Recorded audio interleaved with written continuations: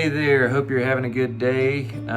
It is good to get on here and make a video with you, and bear with me. I'm sure, like always, that I just had pizzas in the oven, and I thought I was gonna have to take you with me to go get the pizzas out of the oven. So sure, something like that'll happen, because my life is just like anybody else's life, and it's full of surprises. And just like whenever I started this video, I realized that our white noise machine is on, and so that's just how it is. I'm not a perfect person, so I'm not trying to make perfect videos, all right? I am just trying to get information that I feel like I've gotten from God's Word, and I feel like God's given it to me, and I'm just sharing what God has given me. I'm a sharer, as long as it's not dessert or steak. But anyways, usually I'm a sharer. So I'm sharing. And so in 2 Timothy chapter 1, verses 6, 7, I'm telling you, I'm promising you, I didn't mean it. I didn't even think about that until like my wife asked me when she said, what video are you going to do? And I said 2 Timothy 1, 6 and 7. I know I've already ruined the video just because of that, and so I told my wife I'm just going to get on here and say 6, 7, 6, 7, 6, 7. All right, and so sorry for that, I really am, but let's get down to the meat of it today. So 2 Timothy chapter number 1, verses, you know what they are.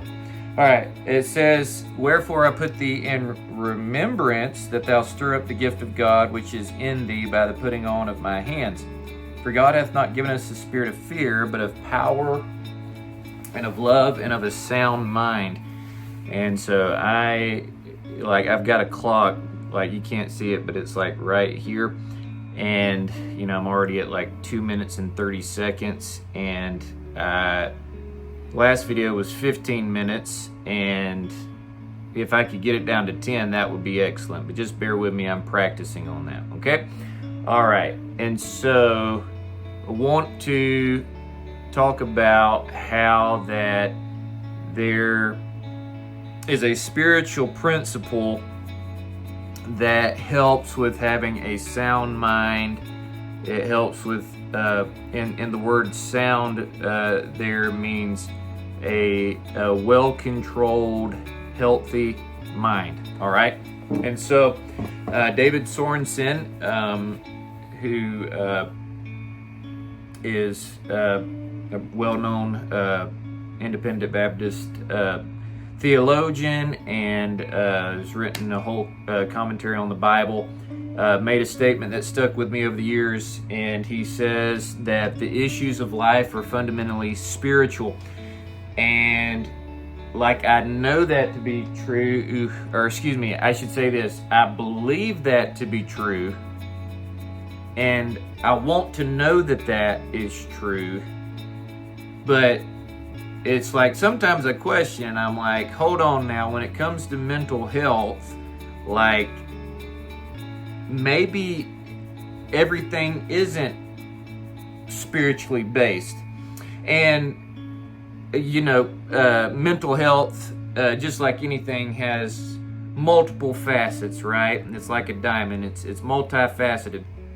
And so I think Gregory Jantz is a powerhouse in the mental health field, and he's a Christian, and he talked about the full person approach, which is body, soul, which would be more like your mind, intellect, your consciousness, and your spirit. And I'm probably defining those a little bit differently.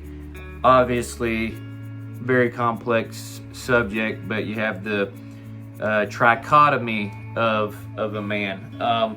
We won't get into that. That's not the topic of today's video. And so want to talk about this principle here that Paul is sharing with Timothy that will help you clear up mental health issues. Now, time out, hold on, don't cut me off. I'm not saying that this spiritual issue alone is going to eliminate all of your mental health issues, all right? I'm just talking about for me, and I have ADHD,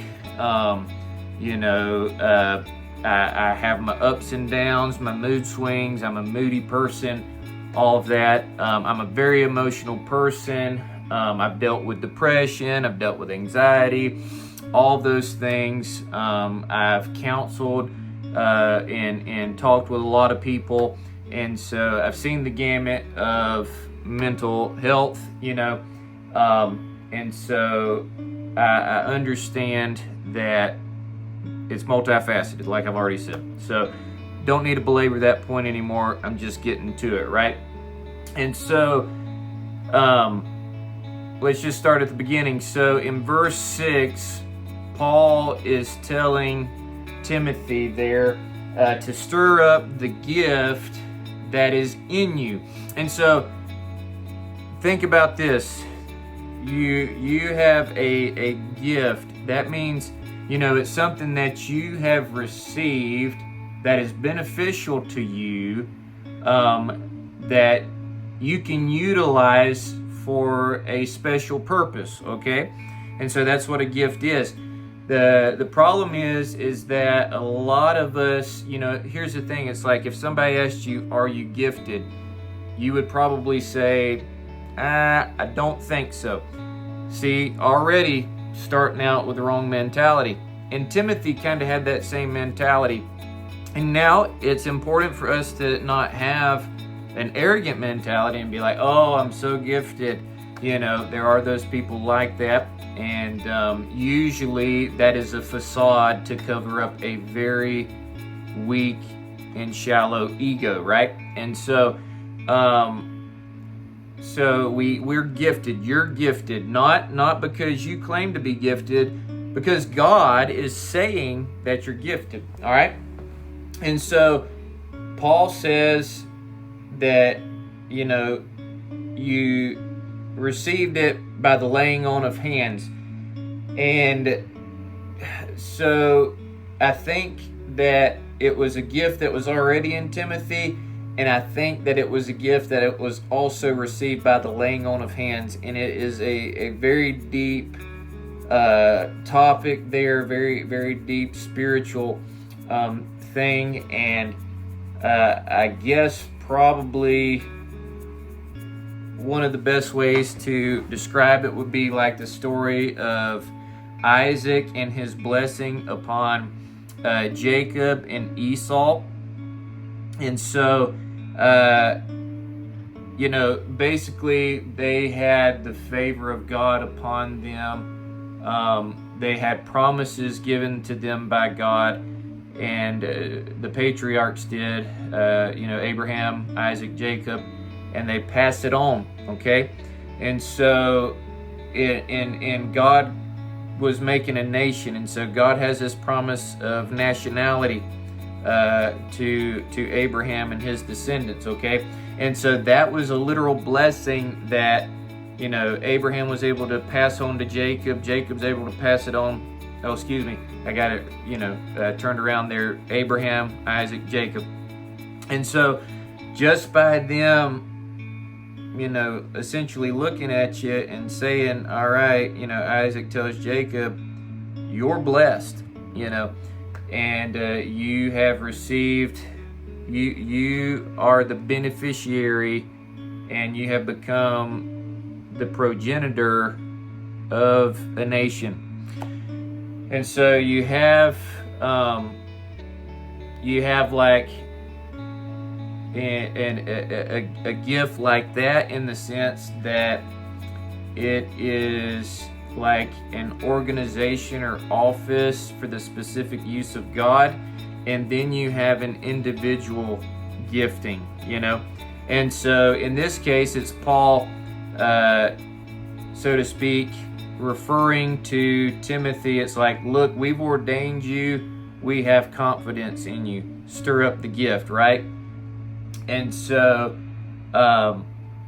and I've actually been in this situation where ordained somebody, and then, it's like you can either rise or fall to the gift. And so it's something that you have to be reminded of, okay?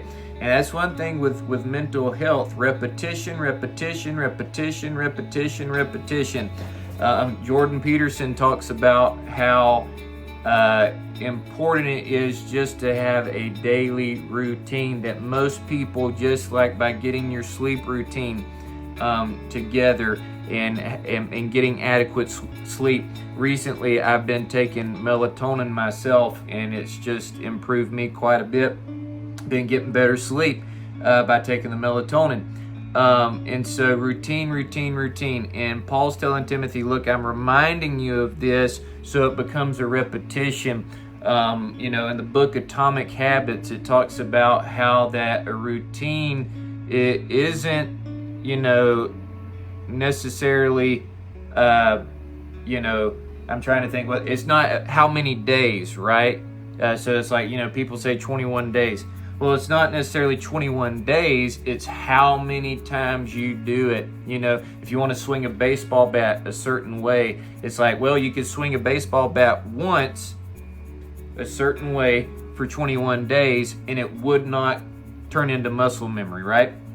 And so, but you sit there and you swing that baseball bat 1,000 times a day for 21 days, it is just going to become something you don't even have to think about. And so it's so important to be reminded of for you to sit down and write, what is my gifting, all right? And so I heard this the other day. I was listening to Andrew Huberman, and I forget the other fellow's name that was talking, but they were talking about your purpose and finding your purpose. And I think this is helpful, especially with understanding your God-given purpose, okay? And so he talked about, what was your interest when it comes to a child? What was something that you were just really interested in that just brought you some life? It was funny, I was talking to a guy about this the other day, and I asked him, and he said milk. Just the general thing that just brought him life, refreshed him. He loved milk.